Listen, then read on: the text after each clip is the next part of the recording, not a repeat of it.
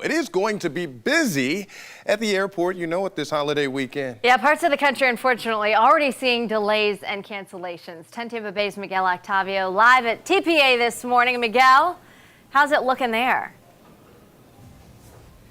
Well, things are looking pretty smooth here, but so far we want to prepare ahead of time because we could see some of those massive cancellations and delays because this is expected to be another record-setting holiday for travel. We're already seeing hundreds of flight cancellations and delays, but so far here at TPA, I'm only counting about 1 or 2 cancellations or delays here. That could certainly change by tomorrow. And Delta Airlines says that they're hoping to see that same story, and they're trying to get ahead of this problem by issuing what's called system-wide travel waivers. How this works, they're basically asking you to rebook your flight for one after the holiday weekend. In exchange, they will not charge you for any extra money for any of those fare differences. Part of this has to do with the fact that Delta pilots, they're planning to protest today in major cities like New York, Los Angeles, and Atlanta.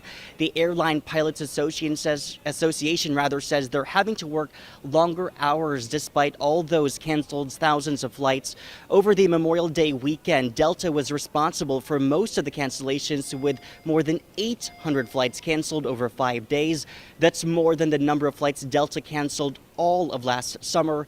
The airline says this protest will not impact any flight schedules, and passengers, they're hoping to see that because on top of all of this, bad weather and staffing shortages have made these cancellations much worse. Speaking of weather, let's head to our meteorologist, Grant Gilmore, who's tracking your travel forecast over the next few days here. Good morning, Grant. Hey, good morning, Miguel. Good stuff out there. Yeah, we're going to be tracking those afternoon showers and storms, pretty typical for this time of the year, especially across the southeast. But when you look across the entire country, relatively calm conditions. There is a cold front producing some showers and storms across the Midwestern states up into the northern tier, but overall the forecast across the nation is pretty good for air travel. Small chance of rain in Salt Lake City today. Minneapolis is going to see a couple of those showers as well across the northern Great Lakes states.